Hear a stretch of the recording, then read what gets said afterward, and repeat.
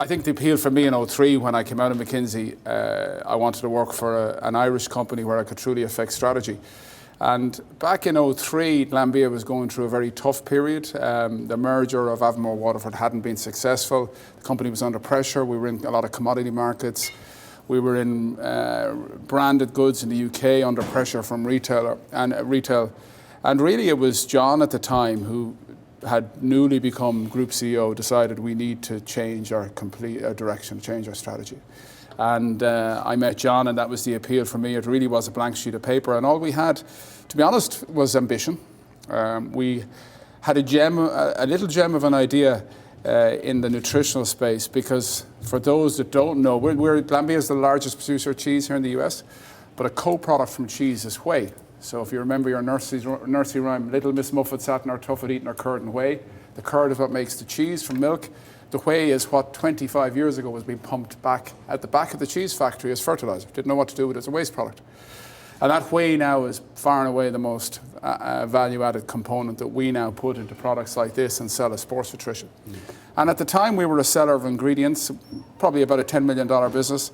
And we set off on a journey to build a global nutritionals business. And as I said, we had ambition, we had a little bit of capability, we had a lot of hunger, and it started from there. And it was a lot of trial and error as we developed our strategy. Our strategy for the first 5-6 years was clearly in B2B.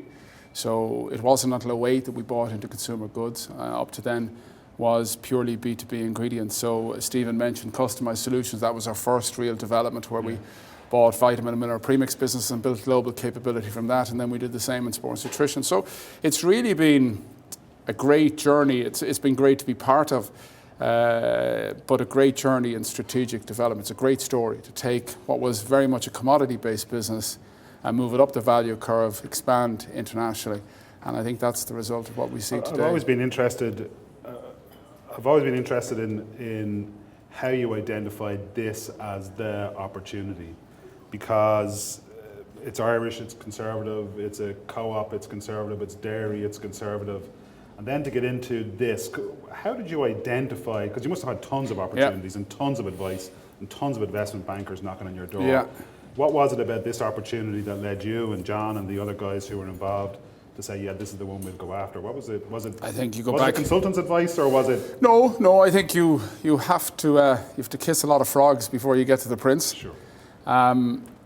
We were probably looking hard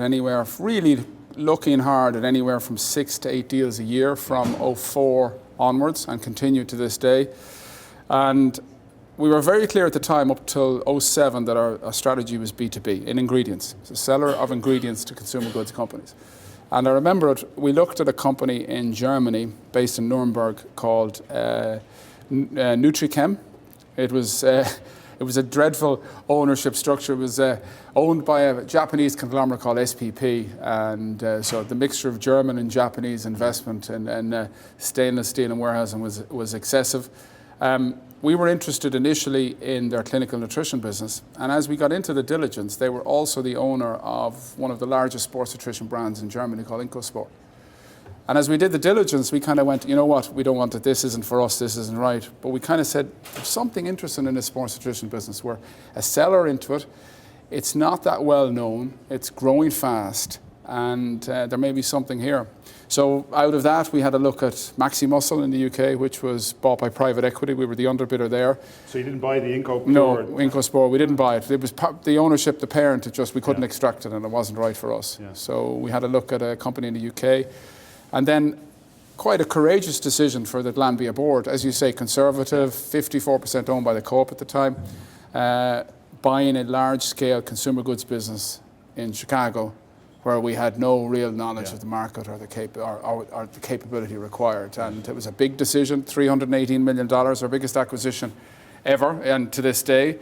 And I'm sure John, if he was here, would say, and the board, and I know we've Paul Harron here today, would have taken a lot of time to get to the decision about will we do this or not. It was a big decision. But what was the thing that pushed you over the line to do it, do you think? Because it sounds crazy even when you say it there. I mean, of course, tremendous success now, but even now sounds crazy when you line up all the bits like that. This should never have happened, really, should it? Was there one thing? Was it Yeah, no, probably not. And that's probably why the decision took a while. I think first and foremost, growth. Yeah. We believed it was in a growth category. Yeah. We believed there was potential for growth. Secondly, the competitive set at the time, and even to this day to a certain extent, was primarily entrepreneur owned. It was a kind of more a private, it wasn't mainstream. Yeah. So you didn't have the Danones or the Nestles of this world as big scale competitors. Yeah. We believed, I think the key insight that we identified was that in this space of sports nutrition, US brands are the leader globally, so we believed we could take it internationally. Yeah. And we also felt, I suppose, it was a one-step adjacency, to use consultancy speak. We believed it was a business that we could grow and was not too much high risk. We were a seller of ingredients into the space. We knew the technicalities of the products, Yeah. and we believed we could win. So it wasn't any one singular reason. It was a whole set of reasons, but it was a brave decision at the time, but has paid off. What exactly is it? Who is it intended for? And who's buying it? Yeah, it's funny, when I moved over, so I live in Chicago, I moved over there 7.5 years ago. And when I moved first, I'd say who I work for, and I say I work in sports nutrition, and people would look at you blankly, and I kind of say, well, we do whey protein, and they'd look at you blankly again, and you kind of go extend it, we do multivitamins, and they'd kind of get that. But in a lot of cases, I used to give up and say I work for an Irish company, and we're the largest producer of cheese in the US. Oh, cheese, I know, I get it. I know, cheese. Yeah. Completely changed in the last 7 years. There is not a week nor weekend that goes by without I'm getting a call from somebody who's looking for product for themselves, either to lose weight, either to put on muscle, either to recover quicker from an event. There's some fascinating figures. 54 million Americans are now members of gyms. That's up from 45 million in 2009. Yeah. The most, and even better figure, 12% of all US adults have competed in an endurance event in the last year. 12%. And even more remarkably, of that, 56% of those adults are female, up from 25% in 1990. Okay. So you've seen this huge surge. So the growth has been on the female side? And male as well, but significantly more female. Great, so huge surge in participation in endurance events. We mentioned triathlon, marathons, Tough Mothers, I was talking to someone earlier on. And as part of that, there's an increasing awareness of the need for nutrition, both food and supplement, to help in your goal. So when you see that fabulous physique in the front of a men's or woman's health, 90% of that is diet. So you can work out like a demon, you can lift as much weight, you can do as much running as you want, but if you don't watch your nutrition, it's going to be difficult to get the right physique. And so the products that we make are designed to help in that goal. So at a very simple level, biggest brand we have is 100% gold standard whey from Optimum Nutrition. It's about at retail a global $600 million brand. And one scoop of that product is 24 grams of protein.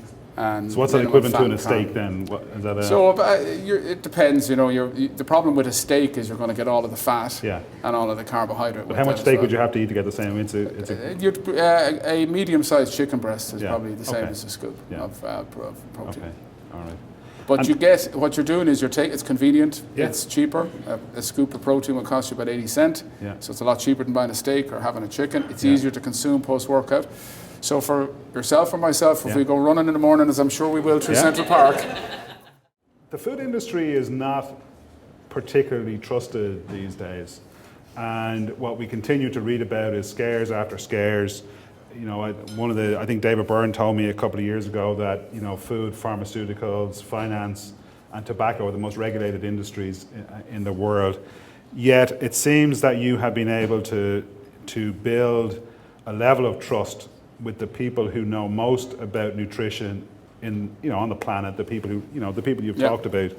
How have you done that? That's an interesting story as well, isn't it? Well, so the industry we're in would not always have, because it's an industry that has come more from the underground 30 years ago, and you have a lot of private entrepreneurs in the space. It wouldn't have been as well regulated as other industries. So we took a deliberate decision 8 years ago as part of our values and our brand promise to overinvest in quality. So we have about 1 million square foot of manufacturing and DC space in Chicago, and we spend over $12 million a year in quality and testing. So we've ensured through investment in people, technology and facilities that we have the highest quality products out there. And that was a deliberate decision because really we have the strongest brands in the industry, and those brands are built around a promise, which is delivery and quality. So, to be honest, we have zero compromise when it comes to quality. It's the social media piece is interesting as well also with this, isn't it? Yeah.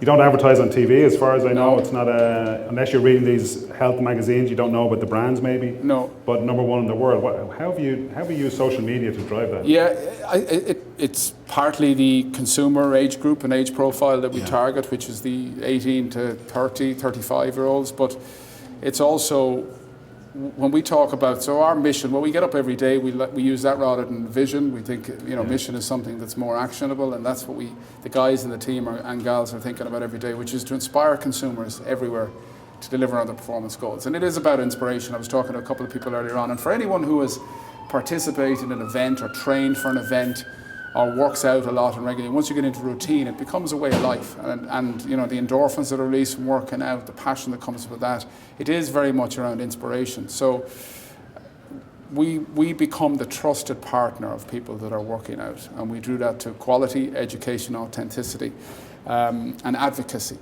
And the advocacy is a key component of what we do. So I spoke earlier about our brands. We have the strongest brands in the industry. We use a metric called Net Promoter Score. I'm not sure if people are familiar with it, but Net Promoter Score is a measurement of brand loyalty.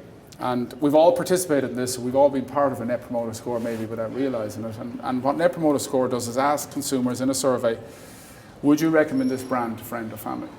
So obviously if it's a friend or family recommendation, it's a high bar. You're not going to recommend to your daughter who's here tonight that she take a product if you don't fully believe that this is an excellent product. So you take the 9 to 10s, 10 is absolutely would. You ignore the 7 to 8s. The 9 to 10s are considered promoters. The 1 to 6s are considered detractors. And you take the detractors from the promoters.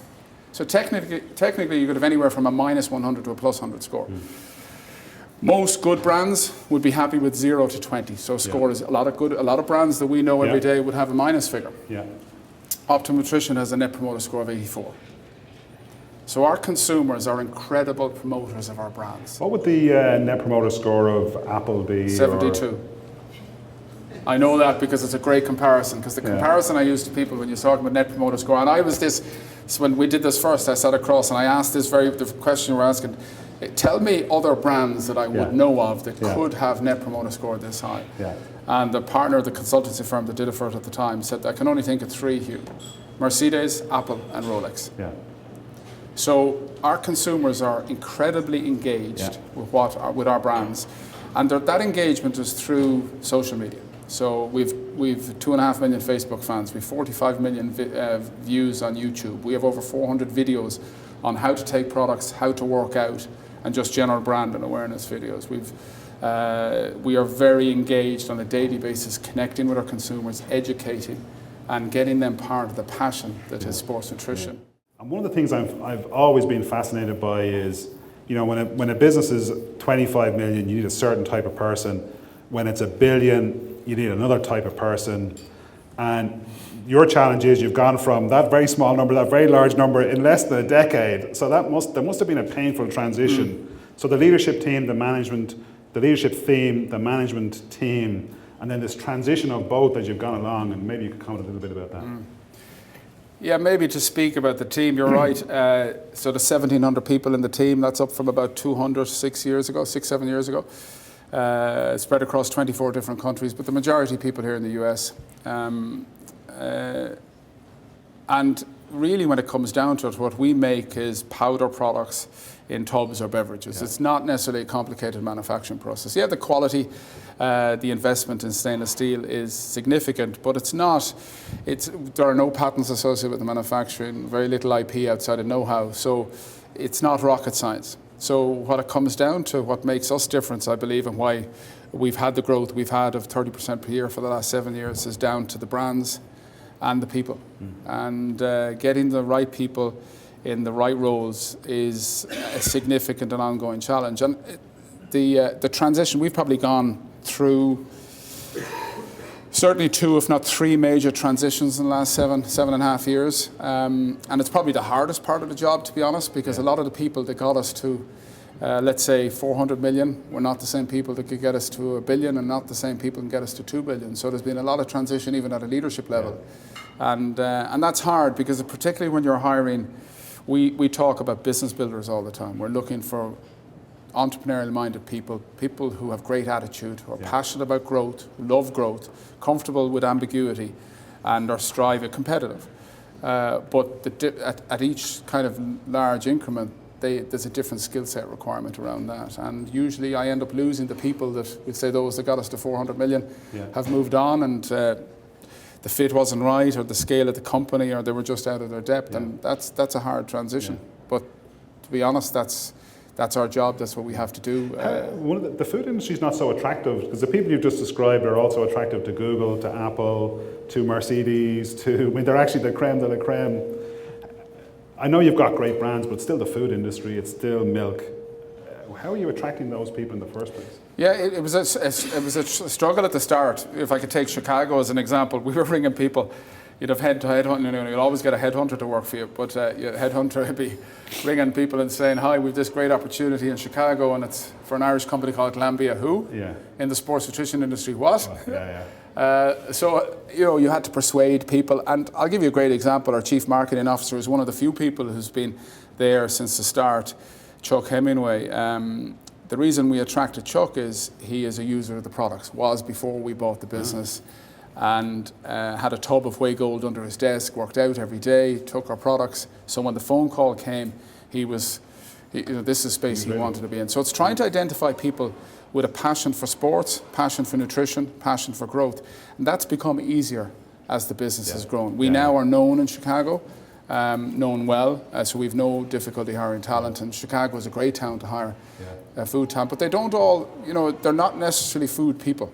We're looking for business builders, so they'll come from lots of different industries, and we're competitive. We have to be. We've new offices, we've a big gym. It is the modern era of the food industry. So our products are designed for when either it's inconvenient for food or it's just not something at the time you want to take. And the best example I'd give, I take product 2 or 3 times a day. The easiest one for me is I do work out most mornings. Straight after it, the faster I can get protein/amino acids into my bloodstream to help the muscles recover. The pain that you get in your muscles is your muscles are broken down. They need amino acids. That comes from protein. The quicker you get protein into your digestive system, the better, because your body has something to react to. A lot of mistake people make when they're on diets is they starve themselves. As my colleagues over here will say, that's the worst thing you can do, because you start digesting the wrong things. You need to, you're better off having a protein shake to kick off your metabolism. Kick off your metabolism, get it going. So food first. But what's really fascinating in the food industry generally is when I was growing up, I remember fat was bad. Butter was the worst thing in the world you could eat. We were all onto various type of healthy margarines. It's completely converted now that not all fat, there are good fats. And in fact, a lot of endurance athletes now there's new diets around just consuming pure fat when people are, like the long distance ultramarathoners now are looking at this. But what's switched now is, and you can see it particularly in the US, what tends to be a little bit more advanced around the pace at which they accept new nutritional regimes, is sugar's bad. So taking sugar out of the diet, taking fast release carbs as much as possible out of the diet. And what people are realizing is they need to take a little bit more protein. So it's getting that balance right. But we'd still always say a healthy chicken breast is great, eggs are good, but there are times when you can't consume those products, and that's where you take a protein bar, a protein shake, or protein RTD. For those in the room that are from Ireland, I did my Leaving Cert at the age of 16, so I joke with my kids I was a child prodigy. I don't think my Leaving Cert results would agree with that statement, but I did science, and the only reason I did science was because I did science in school, and I liked it. But I had no exposure to accounting, economics, any sort of business subject whatsoever. And I remember I did a Bachelor in Science, and a couple of years in I realised I don't want to be a scientist, this isn't for me. I think I was either the second or third cohort for the Masters in Food Science in the Ag Block. And the appeal for me at the time was it had both the depth in food science, which I enjoyed, but the breadth in business. So I did food law, food marketing, agribusiness, and that was a fabulous eye-opener. I loved it. It was a eureka moment really for me as well, because the content was really interesting, it was challenging, it was broad, and I have no doubt that it was that degree particularly that set me on the career path I'm on today. So no, it was great. The other thing I'm instructed to ask you about is about Ireland. So clearly you are Irish, and you lived outside the country for a period of time. What's your sense of how we're fixed now? What's your sense of what the future is like? How are we viewed here? What are the messages that we should take home? What are the things that, those of us who have come over just for this, what are the lessons that we should be learning, the things we should be taking away that we should think about for the next 3 to 5 years? That's fairly profound. It's general, so you can say whatever you wish. It's it's funny, I left Ireland in August 2008. We were all talking about a soft landing back then, if people remember. It's nice timing again, wasn't it? Except I'd have sold my house if I'd known what was coming. Layman's kicked off in September 2009, and then it went from there. It's been a tough time, but a couple of things. One of the things about living in the States is you realise, and we see it sometimes in Ireland, but the remarkable level of goodwill there is towards Ireland, and I think anything we can do to tap into that is fabulous. When we moved to 640 Blackthorn Road in Winnetka in Chicago, our neighbours on one side were the McCains, the Rileys were across the road, the Mulherns were next door to them, all third, fourth generation Irish, all very interested and passionate about Ireland, all quite connected to it. And it's interesting, all want to go to Ireland, all want to engage, and all are interested. Just on a pure personal opinion now, whoever came up with the wild Atlantic way deserves a medal, because that really has caught the imagination of tourists. I think it's a fabulous idea. I was reading recently 14% growth in tourists from the States year to date, 15% growth last year. So clearly the dollar-euro is helping on that. But there's great level of interest there, and I think anything we can do to tap into that. And I know, even being here now as a UCD alumni, one of the things that I found fascinating as well, and is the engagement with which people have with their colleges.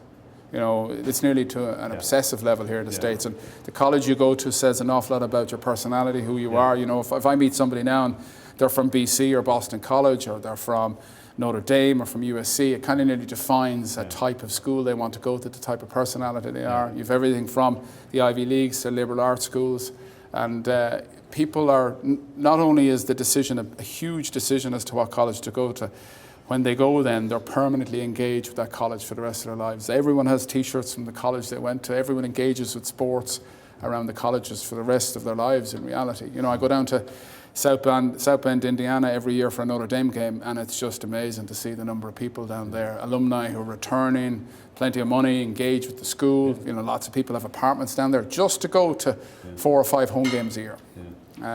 So anything we can continue to do to keep connected into the it seems like you've built this brand in an extraordinary way to build this authenticity and integrity and trust in an area which is not trusted. I'll ask you a question which we hadn't talked about beforehand. I hope you don't mind.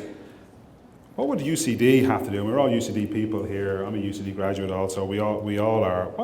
What is it that we would have to do? What is a lesson we could learn from your business that might create us or move us on in that? Would there be one thing? Because I don't know what it is. It's not the t-shirts. It's not the sports. It's not the. I can't quite put my finger on exactly what it is. Do you have a sense of it?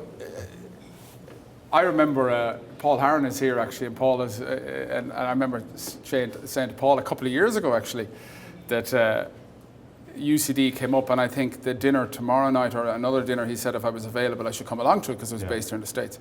And I said, Paul, how do you get information like that? I said, I'm an alumni, but I'm not. I don't ever hear about these things, and how do you connect into this? And I think for me now, what's been hugely successful for us is our investment in social media, our constant and regular engagement with our consumers. And if there's one piece I'd say that's worked for us, that I think, I don't know how many alumni there are of UCD, but there certainly must be hundreds of thousands all over the world. And people do like to get engaged, and particularly any who are in the States, because college is so relevant. And anything that, about I get the UCD Connections now posted up, but I think that's once a year. And you know what, that's kind of, though, it is, but if I look through, as I was joking with Kieran earlier on, I'm just counting how many times Kieran's in the magazine, But something more regular, that connects me into what's happening on a regular basis, that I'm aware of what's going on in UCD, how the sports teams are doing, how they're competitive in the different sports. I think that's the way we interact with our consumers. And it's investment, it's hard work, and it's time, right? There isn't a secret to it. In my experience of hiring hundreds and hundreds and hundreds of people over the last 20 years, particularly in a growth environment, the skill set is usually easy to find. Everyone will have a resume which you can study, they'll have a career path which you can look into and you'll get a sense for it. The bit, particularly in a growth business where success has to be, you're problem solving all of the time, as any entrepreneur will know, but anyone in a growth business, there are always setbacks, there are always knocks. If you don't have that hunger, that attitude, the competitiveness, but also you want to be successful, you want to problem solve, you want to work with teams. If you don't have that ability to get up every morning and tackle those problems and tackle the people challenges and tackle the competitive issues, you're going to fail. And for me, it all comes down to attitude, having the right attitude, having the right resilience, having the right smarts to support that. But I will take attitude every day over career, skill set, academics, results. For me, it's all about attitude. And it's something in every interview we look for. In different ways. When you see it? Like, what is it? Just when you see it, or what are you looking for? Yeah, so in some cases you will. No, we'd have a fairly robust interview process now. From one of the things we introduced is a panel interview process, particularly a panel of peers, because it's quite interesting the stuff. Young people for young people. And peers that they will work with, because you'll often surface stuff as well. We'll, even trying to get to know somebody personally, what makes them tick. There's always a dinner as part of the interview as well. We'll ask for questions. I think our over the years, our interview questions have moved towards behaviours and trying to identify what candidates have done and where. I ask a question in every interview, which I'm sure if people are coming to see me and they've got a heads up, they'll know they'll have the question answered. But it's a hard one to answer if you haven't been there. And the question I ask is, tell me a time you were out of your depth, completely out of your depth, and how did you deal with it? Because we've all been there. We've all gone in, and as my wife says, a good Irish wife keeps me on my feet in the ground, says, you're still fooling them. But we've all been there when you've gone, holy shit. Sleepless nights, don't know what to do, stressed, and that's for me a key part of attitude, because how you deal with that, because the problems are rarely defined, how you deal with that is, and how you answer that in interview, because so many people try and spin it or don't answer. I was never out of my depth. Gone. Good luck, Which of course is true for a lot of people. They don't want to put themselves in that situation, right? Thanks, Ruth. That was a great question. Thanks very much indeed. Hugh, I think you're terrific. I'm so delighted you're getting this award. You're such a worthy recipient for it. I love the business. I know you won't agree with this, but I think Glanbia has a tremendous future, but that future will be as a protein business, which this business will explode. We'll come back in 10 years' time. The business will be 10 billion, but I think this part of your business will be a significant part of it. Continued success to you. Thanks so much for being here tonight. Congratulations on your award, and thanks very much indeed. Thanks. Thank you. Thank you.